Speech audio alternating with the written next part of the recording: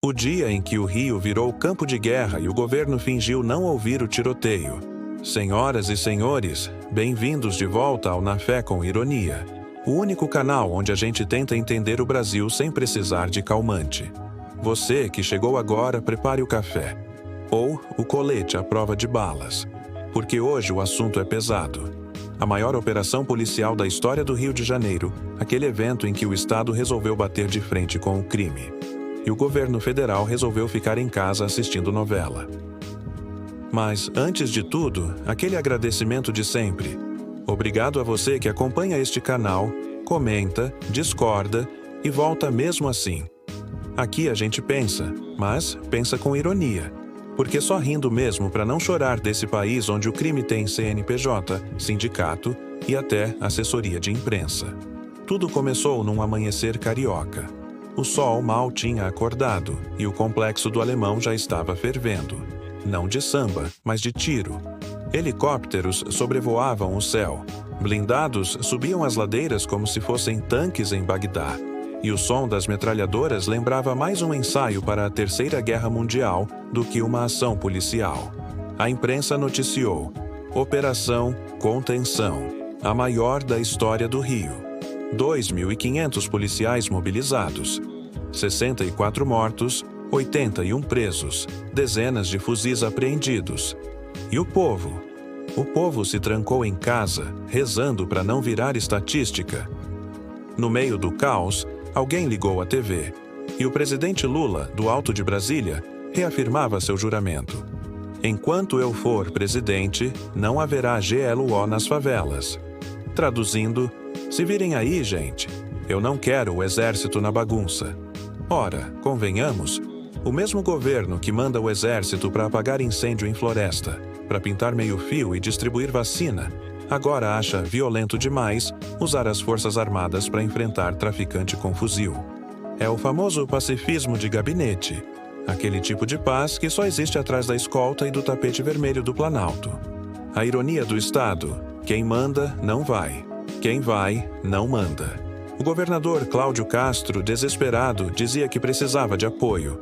Os policiais pediam reforço, blindados, munição. E o governo federal respondia com notas oficiais e parágrafos vazios sobre direitos humanos. É bonito falar de direitos humanos, quando não é você que está com uma arma apontada para a cabeça. O Rio de Janeiro virou um retrato perfeito do Brasil. O Estado está presente o suficiente para mandar a conta, mas ausente o bastante para não aparecer quando o tiro começa. Lá estavam os policiais, exaustos, enfrentando o que sobrou do Comando Vermelho, um grupo que já se comporta como Estado paralelo.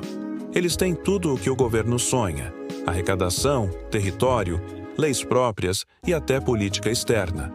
Só falta mesmo o ministério. Mas calma, leitor, não sejamos injustos. O governo federal também se movimentou, mandou uma nota de pesar. Nada mais eficiente para parar o tráfico do que um PDF cheio de adjetivos vagos. O silêncio das autoridades e o barulho das balas. Em meio ao tiroteio, surgem os repórteres com o microfone na mão e colete de imprensa, narrando a cena como se fosse um filme. É a maior operação da história. São mais de 60 mortos. E o governo federal não se pronunciou. A ausência de Brasília era tão gritante que dava para ouvir o eco dela entre um disparo e outro. Como diria o profeta Elias, lá no Monte Carmelo, quando zombava dos sacerdotes de Baal. Clamai mais alto, talvez o vosso Deus esteja dormindo. 1 Reis 18, 27. Pois é, o rio clamava, e o Deus do Estado parecia cochilar. O curioso é que, em tempos de campanha, o mesmo governo adora dizer que o problema da violência é falta de investimento social.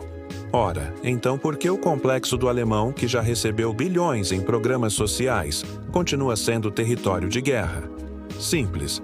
Porque dinheiro sem moral é adubo de corrupção. Um país que se acostumou à tragédia. O Brasil é o único país do mundo em que a população ouve sobre 64 mortos e responde com um bocejo.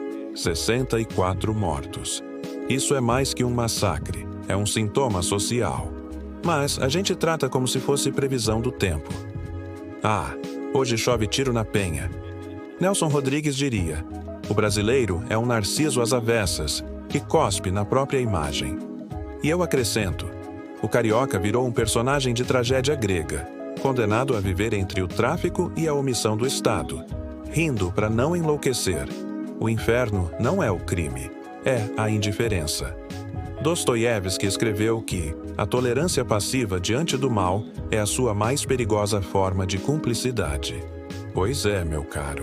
O que mais mata no Rio não é o fuzil, é a apatia. As pessoas se acostumaram tanto à violência que ela virou paisagem. O barulho das balas é o despertador do morador de favela. E o pior, há quem ache normal. Enquanto isso, as ONGs e os especialistas da ONU soltam comunicados condenando a violência policial. Mas nenhum deles desce o morro para ver como é viver com o tráfico mandando mais que o Estado. O moralismo seletivo. O moralismo seletivo do brasileiro? Quando o policial morre, é efeito colateral. Quando o bandido morre, é violência de Estado. Se o governo federal manda o exército, é ditadura. Se não manda, é omissão. Vivemos num país em que o cidadão que paga imposto é tratado como suspeito, e o criminoso é tratado como vítima do sistema. Como se o livre-arbítrio tivesse sido revogado em alguma portaria ministerial. O Evangelho e a espada Cristo disse: Bem-aventurados os pacificadores, porque serão chamados filhos de Deus. Mateus 5:9. Mas repare, ele não disse, bem-aventurados os covardes. Ser pacificador é enfrentar o mal, não ignorá-lo. Jesus expulsou os vendilhões do templo com um chicote, e se fosse hoje, a manchete seria: líder religioso pratica violência simbólica no comércio local. A Bíblia é clara. Há tempo de guerra e tempo de paz. Eclesiastes 3:8. E o Rio de Janeiro está num tempo de guerra. Negar isso é negar a realidade. E negar a realidade é o primeiro passo rumo ao inferno. Como diria C.S. Lewis, o caminho para o inferno é gradual e pavimentado com boas intenções.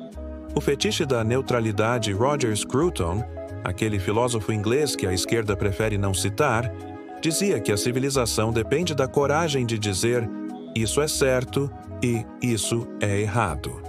Mas no Brasil moderno, tudo virou questão de opinião. O traficante é vítima da sociedade. O policial é agente do sistema opressor. E o governo federal é neutro. Ora, a neutralidade diante do mal é o pecado preferido do demônio. Foi ela que levou Pilatos a lavar as mãos, e a história não perdoa quem se omite diante do sangue inocente. O Estado paralelo e o Estado de faz de conta, o Comando Vermelho controla territórios, impõe regras, cobra taxas e pune quem desobedece. O Estado, por outro lado, manda boletos e discursos. O traficante cumpre promessa mais rápido que político. E o cidadão, sem opção, aprende a viver sob dois governos, o oficial e o oficioso. É como se o Rio tivesse dois presidentes, um em Brasília e outro no Morro. A diferença é que um deles trabalha com fuzil e o outro com marketing. A guerra invisível. Enquanto o país discute o piso da enfermagem e as mudanças climáticas, o Rio de Janeiro sangra em silêncio. As crianças aprendem a se jogar no chão ao ouvir fogos. As mães rezam para que o filho volte da escola. E os traficantes, de colete e celular na mão, fazem live no Instagram. O Brasil é um país tão surreal que até o crime virou influenciador digital. E o governo federal? Continua firme em sua missão mais nobre: não se meter. Lula disse que não quer as Forças Armadas nas favelas brigando com bandido. Mas, curiosamente, ele nunca disse o que pretende fazer no lugar disso. Parece aquele vizinho que reclama do barulho da reforma, mas nunca pega uma vassoura para ajudar. O espelho da hipocrisia Machado de Assis dizia que a hipocrisia é uma homenagem que o vício presta à virtude, e no Brasil, a virtude é sempre teórica. O mesmo governo que se diz contra a violência financia grupos que defendem a libertação das drogas. O mesmo Estado que fala em respeito à vida libera saidinha de Natal para homicida. E depois se espanta quando o crime cresce. É como plantar mandioca e se espantar por não nascer jabuticaba. As estatísticas da vergonha: 64 mortos em 2 dias. 4 policiais, 60 suspeitos, dezenas de fuzis. Mas o número que mais assusta é outro: 0. O número de medidas concretas do governo federal para enfrentar o crime organizado. Nenhum plano nacional, nenhuma estratégia conjunta, nenhum reforço. Apenas declarações vagas e uma promessa: enquanto eu for presidente, não haverá GLO. Pois é, presidente, enquanto o senhor não decreta, o tráfico governa. A teologia do medo. O medo é o novo Deus brasileiro. Ele dita o comportamento, define o voto e molda a moral pública. O carioca não confia mais na polícia, nem no Estado, nem no vizinho. Confia apenas na sorte e no aplicativo de entrega, que, por sinal, consegue chegar onde o governo não chega.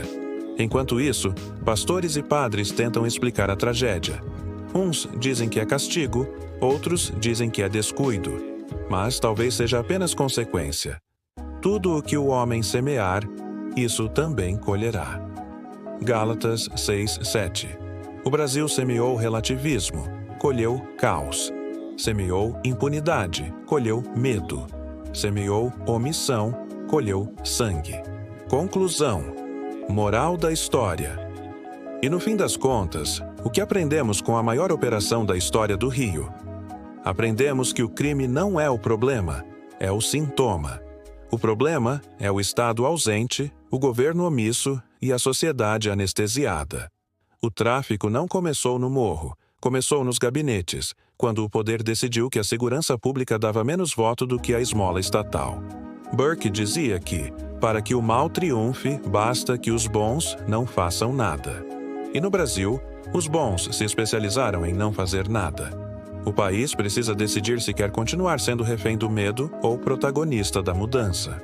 Porque uma coisa é certa: o silêncio de Brasília não vai calar o barulho das balas. Pergunta final: e você, que está me ouvindo agora, quantos mortos ainda serão necessários para o governo acordar? Ou será que já acostumamos tanto com o caos que preferimos o barulho das balas ao silêncio da responsabilidade? Se você chegou até aqui, parabéns. Sobreviveu a mais uma crônica de um país que insiste em brincar com o abismo. Curta, compartilhe e se inscreva no Na Fé com Ironia, porque aqui a gente não vende esperança em cápsulas. A gente oferece reflexão com cafeína. E lembre-se, no Brasil, o problema não é a falta de lei, é a falta de vergonha. Até o próximo vídeo, se o Wi-Fi do morro permitir.